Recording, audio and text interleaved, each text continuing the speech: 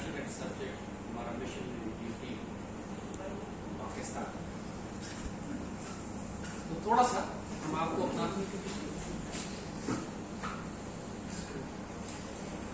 क्योंकि जैसे मेरी बहन ने तारुफ कराया कि people consider me a mysterious person, reason being they never met me, they only seen. आपने हमें सिर्फ मीडिया पे देखा है, और मीडिया पे जो हमारा रोल है, जो आपने हमें देखा है करते हुए, that is defence of Pakistan in the information warfare. That's my battlefield. जैसे बुनियादी तारुफ बहन ने कराया कि as a young man I was part of the Afghan resistance, Afghan मुजाहिदीन के साथ सोवियत यूनियन के खिलाफ 7 साल अफगानिस्तान में पाकिस्तान को दिफा करने का जो इश्क और जुनून था। अब मशरक से हमला हो या मगरब से, बात तो एक ही है, दिफा तो पाकिस्तान का था। So when Soviets were in Afghanistan and were threatening Pakistan from the west, so as a young volunteer, I was a student in the NED University. As a young volunteer, I joined the Afghan resistance, and for the next several years I was in the Afghan war. और इंशाल्लाह जरूर नहीं पड़ेगी, हमारी आवाज पहुंचेगी आप।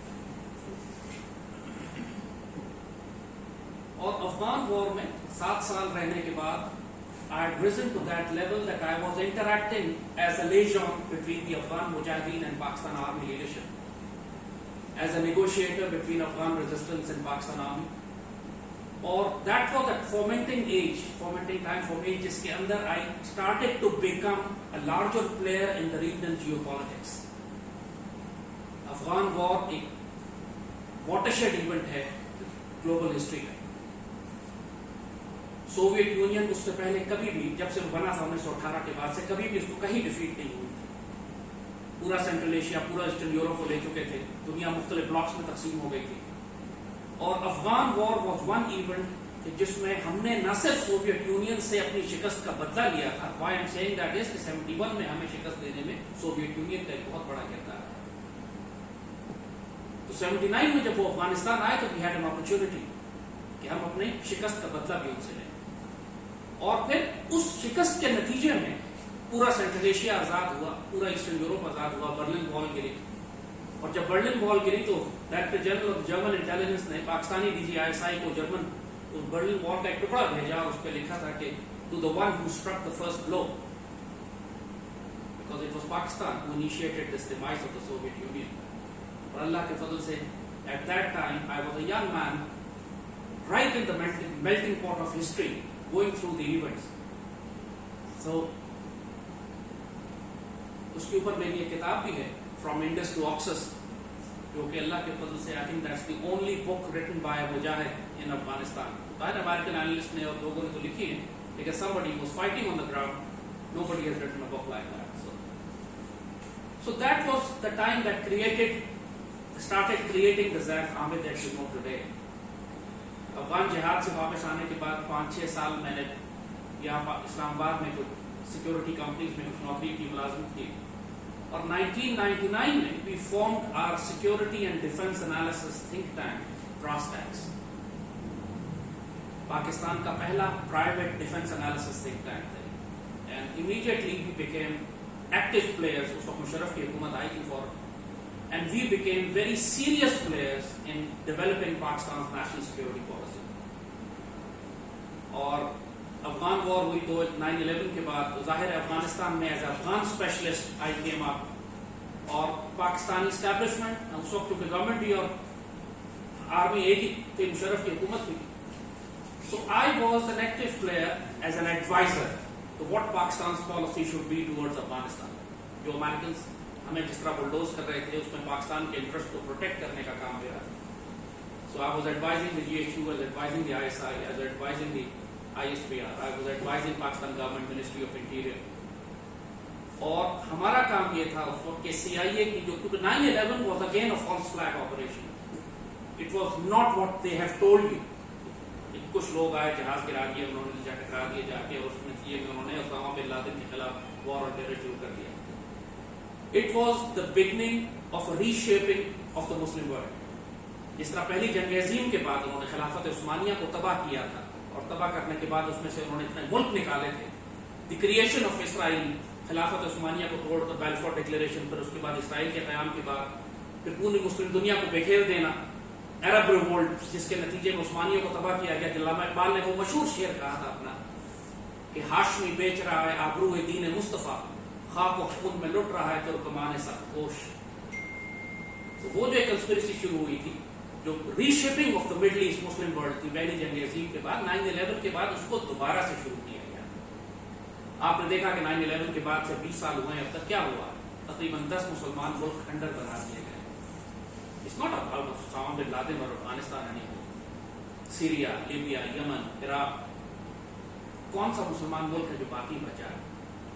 हम लोग कंफर्टेबल हैं पाकिस्तान में, लेकिन CIA का एनालिसिस ये था कि 2015 तक Pakistan will cease to exist as a country. ये 2004 का एनालिसिस था। और उस वक्त आपको याद होगा, आप सब जानते हैं, जब पाकिस्तान में सुसाइड बॉम्बिंग और धमाके शुरू हो गए थे और किस तरीके से सवाब हमारे हाथ से निकल गया था, ट्राइबल एरियाज हमारे हाथ से निकल गए थे, इस्लामाबाद में सुसाइड बॉम्बिंग हो रही थी, मैरियट उड़ा दिया गया था, GHQ पे बॉम्बिंग थी। मतलब we can't forget those. We had almost become Syria.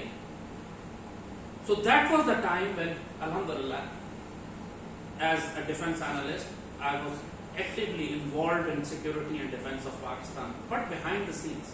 आपने मीडिया पे मुझे उस वक्त नहीं देखा था.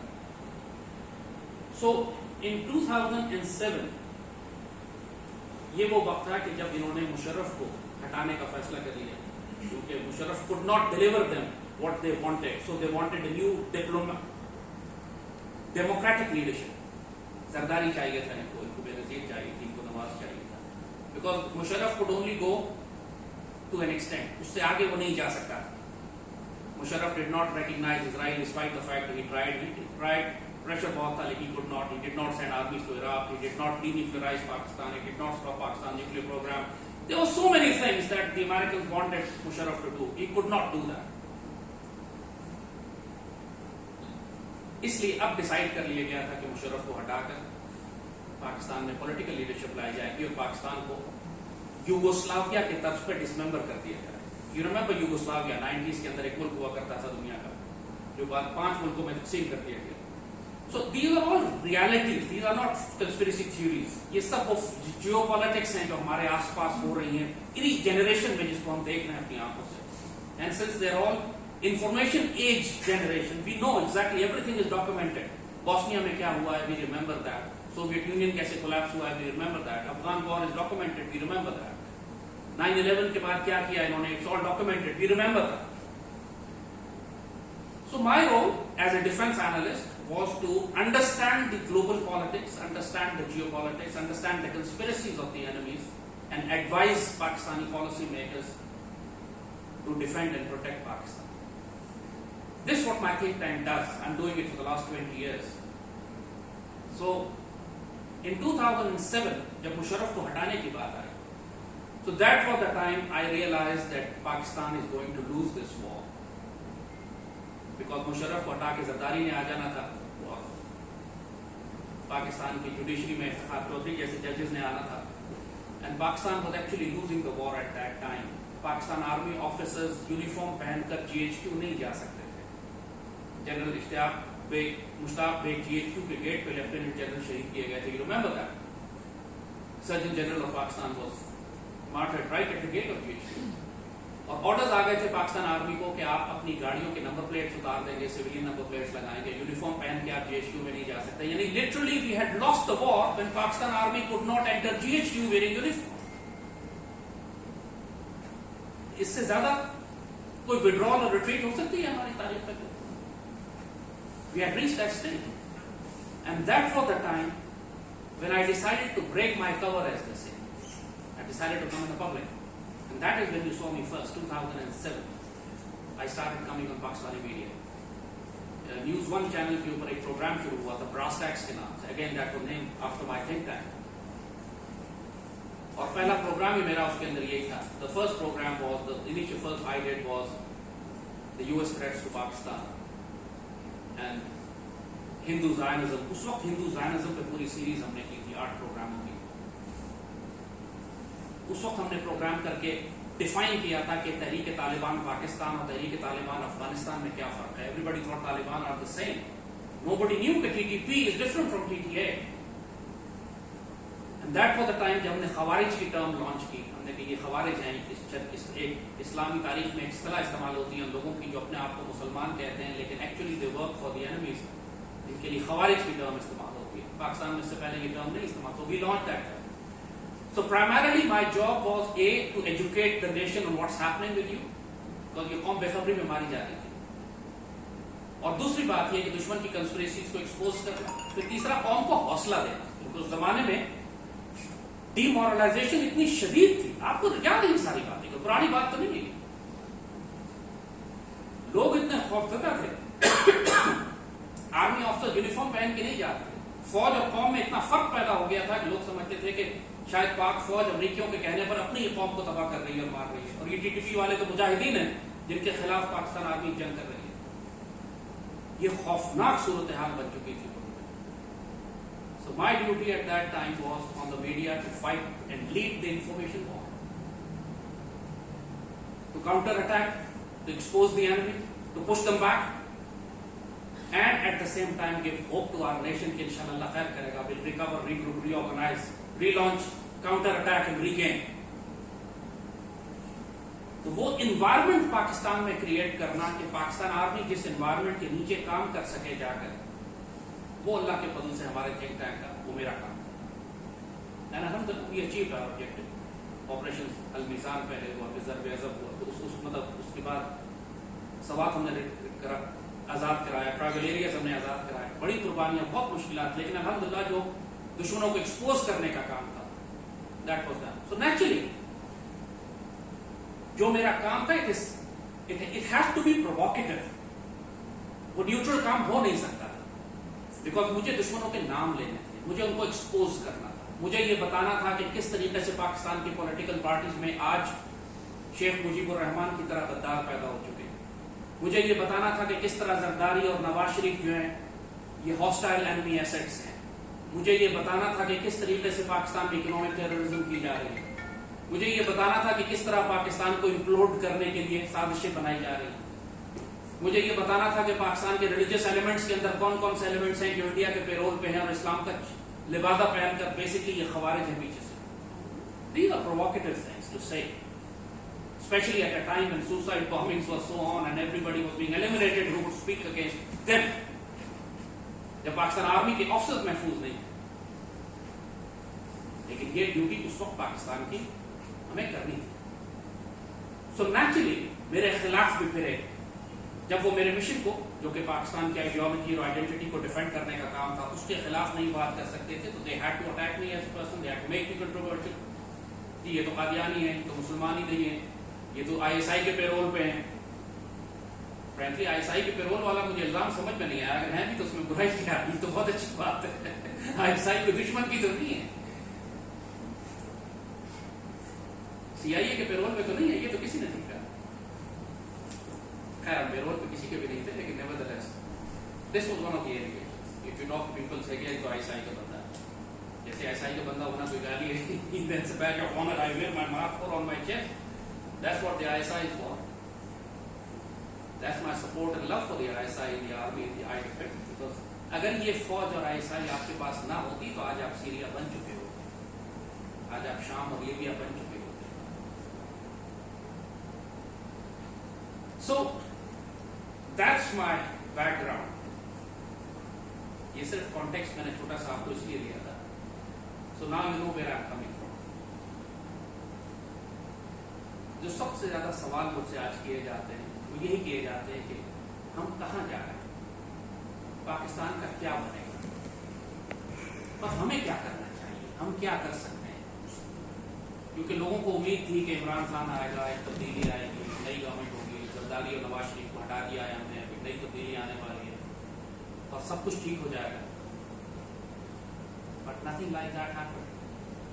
The system is equally corrupt, the same people, the same lot, same despondency, वही करप्शन, वही इकोनॉमिक टेररिज्म, वही पाकिस्तान के खिलाफ हाइब्रिड फिफ्थ जनरेशन वॉर, वही पूरी मुस्लिम दुनिया की तबाही, वही पाकिस्तान की इंसर्कलमेंट। हम उसी ट्रेंड पे हैं इस वक्त, हम उसी पाथ पे हैं कि जो 2007 के बाद हमारे खिलाफ पर्टिकुलरली दुश्मनों ने लॉन्च किया था कि Pakistan should be dismembered, their objective was 2015, that we were able to stop, alhamdulillah, but democracy still continues, and democracy is indeed the best revenge in Pakistan. So where do we go now from here? और अब आने वाले वक्तों में क्या होगा, लेकिन उससे पहले जैसे बहन ने आपने कहा था कि अर्तुगरुल ड्रामे के हवाले से मुस्लिम दुनिया की कॉन्टेक्स्ट में यही प्रिसाइसली हमेशा हमारा सब्जेक्ट रहा है कि हम कंटेम्प्रेरी इवेंट्स को हमेशा हिस्टोरिकल कॉन्टेक्स्ट में समझने की कोशिश करते हैं। जो कुछ पाकिस्तान के साथ या मुस्लिम दुनिया के साथ आज हो रहा है ये पहले भी हो चुका है। मुस्लिम सिविलाइजेशन अपनी 1300-1400 साल की तारीख में बहुत मर्तबा क्राइसिस में आई है। We have faced existential threats before also, and once again we live in a time when Islamic civilization is facing an existential crisis. ये फैक्ट आपको मैं मिसाल देता हूं कि अर्तुगरुल ड्रामा जो सेरा का बना हुआ है, आप अगर नोट करें तो उस वक्त पूरी मुस्लिम दुनिया जो सेंट्रल एशिया से लेकर मिस्र तक फैली हुई थी,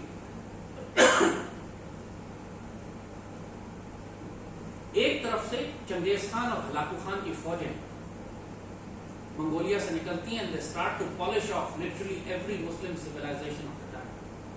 पूरा सेंट्रल एशिया उन्होंने साफ किया, ख्वारज़म की सल्तनत को उन्होंने साफ किया, बगदाद को, अब्बासी हुकूमत को उन्होंने साफ किया, उसके बाद मिस्र में यूबियों को साफ किया, उससे अनातोलिया में सल्जुकों को साफ किया, and they came right up to the gates of Egypt, and then of course they planned to come down to Medina, कि एक दफा मक्का मदीना ही साफ कर दें, मुसलमान सिविलाइजेशन ही खत्म हो जाएगी। पूरी मुस्लिम दुनिया में कोई रेजिस्टेंस नहीं थी मंगोलों को। It was an era of decimation, death and destruction. आपको याद होगा जब बगदाद की मिसाल दी जाती है, सैकिंग ऑफ बगदाद, कि खलीफा बगदाद को उन्होंने कालीनों में लपेट कर घोड़ों की फौज चला दी उसके ऊपर, और दजला का पानी पहले काला हुआ, पहले सुर्ख हुआ कि 15 लाख मुसलमान ज़िबा करके उसमें डाले गए, और उसके बाद स्याह हुआ क्योंकि सारी लाइब्रेरी की किताबें उठा के फेंकी, वो अरसे तक जब तक स्याही निकलती नहीं तब जब स्याह। ये डिस्ट्रक्शन और डेथ थी जिसे आपने biblical destruction and death of the Muslim civilisation. और इसमें बगदाद में नहीं हुआ, it happened in Anatolia, it happened in Damascus, it happened in Samarkand, it happened in Bukhara, it happened in every Muslim land, and there was nobody stopping them. And you know that now come to think of it, why did this happen? और इस सारे crisis में अल्लाह ताला ने जब एक दफा तसल्ली से सफाई करवा ली, तो चंगेज खान का एक बेटा जो अपनी पूरी आर्मी के साथ रशिया की तरफ गया हुआ था, उस पूरे रीजन को वो तबाह कर रहा था, वो मुसलमान हो जाता, उसकी पूरी आर्मी मुसलमान हो जाती, जिस पर अल्लामा इकबाल का मशहूर शेर है, पासबां मिल गए काबे को सनम खाने से। चंगेज खान का बेटा अपनी आर्मीज के साथ अपने भाइयों के खिलाफ खड़ा हो गया मुस्लिम दुनिया को बचाने के लिए। He stopped the Mongol invasion. Muslims could not stop. Muslim civilization of the time could not stop. One of the Mongols became Muslims and stopped. और उस कंफ्यूजन और क्राइसिस में जब वैक्यूम बन गया मुस्लिम वर्ल्ड के अंदर, तो एक तुर्कों का कबीला जो कि जान बचाकर सेंट्रल एशिया से भागा था, पहले सेंट्रल एशिया से आया और निकलता हुआ भागता हुआ सिर्फ जान बचा रहा था अपनी, वो कबीला जब अनातोलिया में आके सेटल हुआ और पावर वैक्यूम बना, उस पावर वैक्यूम में उस कबीले ने फैलना शुरू कर लिया, अपने आप को कंसोलिडेट कर लिया, जिस हिस्ट्री को आप अर्तुगरुल की हिस्ट्री के तौर पर आज आप देख रहे हैं। That's how the history of Arturul began. His son became Usman Ghazi, Usman son Orhan, और Orhan became the Khilafah. फिर वो उस्मानी सल्तनत इन लोगों ने बना ली, which ultimately for the next 500 years they were the guardians of the Muslim world. How did this happen? You see the context of history.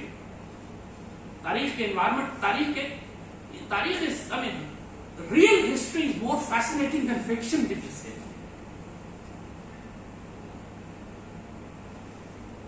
So, Muslim civilization का decay शुरू हो गया था। उस्मानियों ने कई सौ साल तक मुस्लिम दुनिया में हुकूमत की, और आप नोट करेंगे सब पूरी आलम इस्लाम में इस्लामिक सिविलाइजेशन अपने अरूज पे थी। जो मुगलों का दौर है वो कोइंसाइड करता है वो उस्मानियों के साथ। वहां पे उस्मानी थे, यहाँ मुगल थे। पूरे India was the richest country in the world. 25% global wealth was produced in India. We are the richest country under the Muslim rule. लेकिन जब सवाल शुरू हुआ तो इकट्ठा शुरू हुआ, उस्मानियों का भी और मुगलों का। उस्मानी जो है वो 1918 तक, हम इंडिया में 1857 में तकरीबन 150 साल के अंदर अंदर दोनों सिविलाइजेशन तबाह हो गए, और ये मुसलमानों के उमूमी तौर पर जवाल का वक्त था। उस जवाल में आप जो मर्जी तदबीरें कर लें, जो मर्जी प्लानिंग कर लें, जो स्ट्रैटेजी कर लें, काम नहीं आएगी। एज अ रिजल्ट जितनी वॉर ऑफ रेजिस्टेंस मुसलमानों ने इस पीरियड में लड़ी है, in every war of resistance we were defeated. Sirajuddaula को ले लें, टीपू सुल्तान को ले लें, उसके बाद इमाम शामिल सेंट्रल एशिया एंड कॉकेशिया ले लें, उसके बाद 1857 की वॉर ऑफ इंडिपेंडेंस ले लें, उसके बाद आप जितने इंडिया के अंदर छोटी छोटी वॉर ऑफ रेजिस्टेंस अंग्रेजों के खिलाफ निकलती रही है, रेशमी रुमाल तहरीक, तो ये तहरीक, जो everything you Muslim resistance movement of Umar Mukhtar in Libya, that was crushed also. Everywhere Muslim civilization was in decline, and no matter wherever Muslims tried to put up resistance, they were defeated. Honorable, heroic, but they were defeated.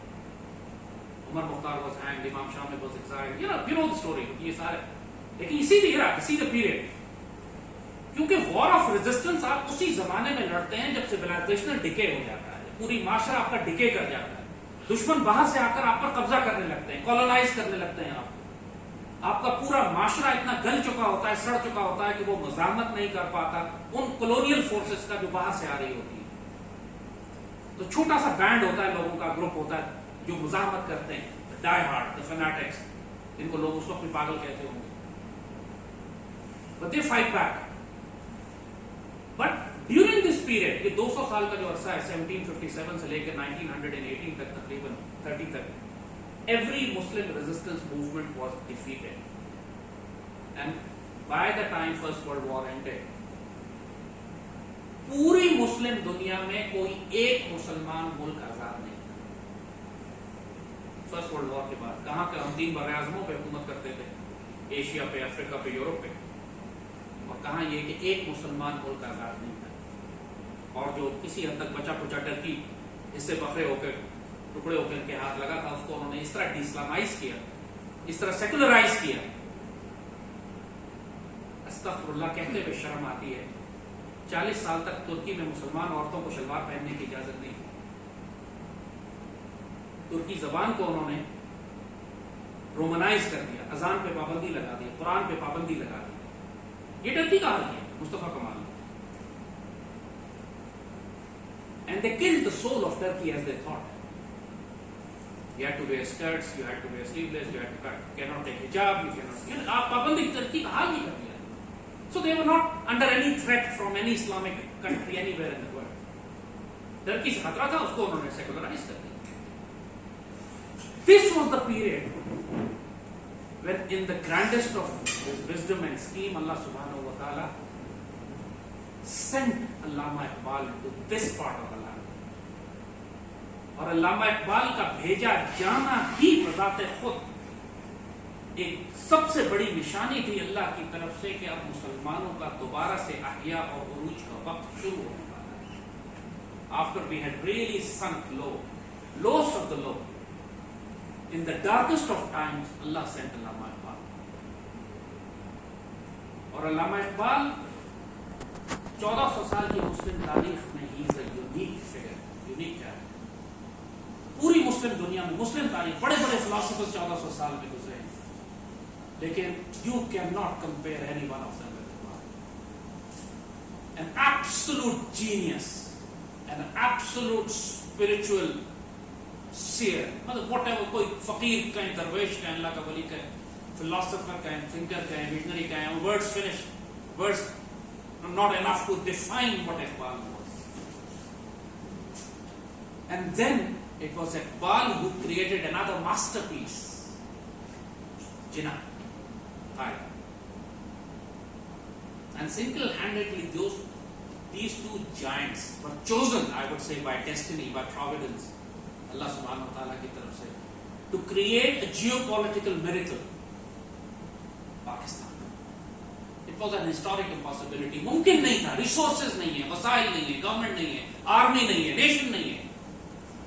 British colonial power अपनी पूरी glamour और glory के साथ आपके ऊपर dominate कर रही है। हिंदू सुप्रीमेसी है, हिंदू ज़ायनिस्ट है, और उसके बीच में से जाहिर है कि जब आप अल्लाह पर भरोसा और तवक्कुल करते हैं और अल्लाह फैसले कर चुका होता है, फिर कायनात को, जियोपॉलिटिक्स को वो मूव करता है आपको सपोर्ट करने के लिए।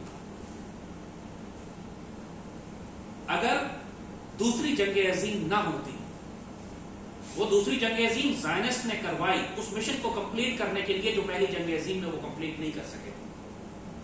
पहली जंग अजीम में उन्होंने खिलाफत उस्मानिया को तोड़ा था, दूसरी जंग अजीम में उनको ग्लोबल एनवायरनमेंट क्रिएट करनी थी कि दुनिया से यहूदी माइग्रेट करके फलस्तीन में लाया जाए। इसके लिए 6 मिलियन ज्यूज का ड्रामा खड़ा करना था उन्हें, and they had to destroy the Europe and American world completely. वो एक कंप्लीट ज़ायनिस्ट गेम था। Second world war, first world war में उन्होंने करवाई for a greater objective of creating Israel. मगर उसी फसाद के अंदर, जिस तरह पासवा मिल गए काबे को सनम खाने से वाली बात है, जिस तरह उसी चंगेजों और मंगोलों के दरमियान से अल्लाह ने मुसलमानों के लिए रास्ता निकाल दिया। इसी सेकंड वर्ल्ड वॉर की सबसे बड़ी बरकत ये हुई, the British Empire was so brutally crushed they could not hold on to India anymore. Quaid Azam और अल्लामा इकबाल आइडियोलॉजी दे के कौम तैयार करने की कोशिश कर रहे थे। 1937 तक तो मुसलमान कौम थी नहीं, वो तो सब सारे वोट हिंदुओं को दे दिया था कांग्रेस ने, कांग्रेस को वोट दिया, हिंदुओं को वोट दिया, मुसलमानों बड़ी बिलीव कायद आज़म 1930 में इस कदर मायूस हो गए थे, यू नो दैट, कि वो पाकिस्तान, इंडिया छोड़ के चले गए। ही लेफ्ट कि मैं इंग्लैंड जा रहा, वापस नहीं आऊंगा। Imagine.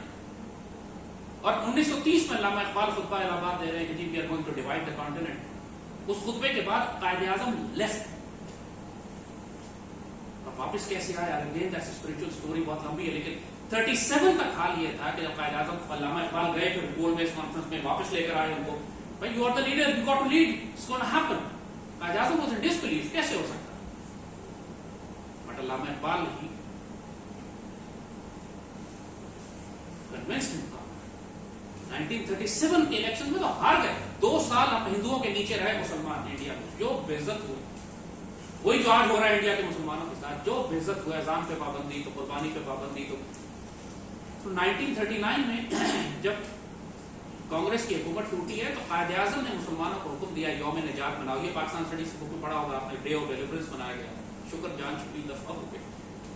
And it was only then Muslims realized कि यार हमें तो अपना मुल्क चाहिए, इस तरह नहीं चले। कायद आज़म और इकबाल ठीक कह रहे हैं। अल्लामा इकबाल का इंतकाल 38 में हो चुका है, ही इज ऑलरेडी गॉन, मगर वो कायद आज़म तैयार कर गए। तो 1940 में फिर करारदाद लाहौर में की जाती है और ये फैसला किया जाता है। हिस्टोरिकल इवेंट देखिए ना, सीक्वेंस देखिए आप, किस तरीके से मुसलमानों को अल्लाह ने मजबूर किया, हिंदुओं ने पाकिस्तान बनवाया। अगर वो हिंदू जुल्म न करते 37 में, मुसलमानों को मारते नहीं, तो वो बर्बाद ना कर देते, हमारी इज्जतें ना लूटते 37 से 39 के दरमियान में, कभी 1940 की करारदाद पर मुसलमान जमा ना होते।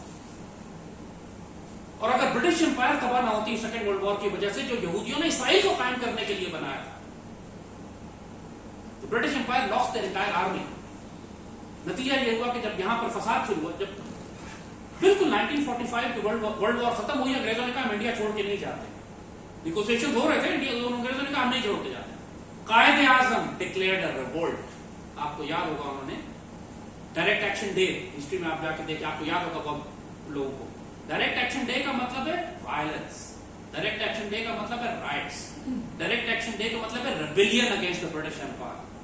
पूरे इंडिया के अंदर लाखों लोग सड़कों पर निकल आए, जंगें हुई हिंदुओं और मुसलमानों की। To that extent British lost control of India. That was a threat that Quaid Azam, लोग कहते हैं पाकिस्तान डेमोक्रेटिक मूवमेंट से बना, पाकिस्तान एक रेवोल्यूशनरी मूवमेंट से बना, जिसमें जहां पॉलिटिक्स की जरूरत थी वहां पॉलिटिक्स थी, जहां वायलेंस की जरूरत थी वहां वायलेंस थी, जहां पे ब्रिटिश एम्पायर से लड़ने की जरूरत थी वहां ब्रिटिश एम्पायर को थ्रेट किया गया, जहां पे हिंदुओं से लड़ने की जरूरत थी वहां हिंदू मुस्लिम राइट्स किए गए। Environment was created. The British Empire had no choice. They said, all right, we are going to abandon India and give you what you want. And so Pakistan was created. So Pakistan का बन जाना उस historical context में is a miracle of geopolitical history. Fascinating story how this thing happened. कोई possibility नहीं थी, इतने सारे events का converge कर जाना एक strategic objective के ऊपर। और लीडरशिप का वहां पे मौजूद होना और आइडियोलॉजी का वहां पे मौजूद होना और कौम का वहां पे तैयार होना और हिंदुओं का वहां जुल्म करना और सेकंड वर्ल्ड वॉर का होना और Zionist planning to create Israel, Pakistan बनता है उसके फौरन बाद इसराइल बनते हैं।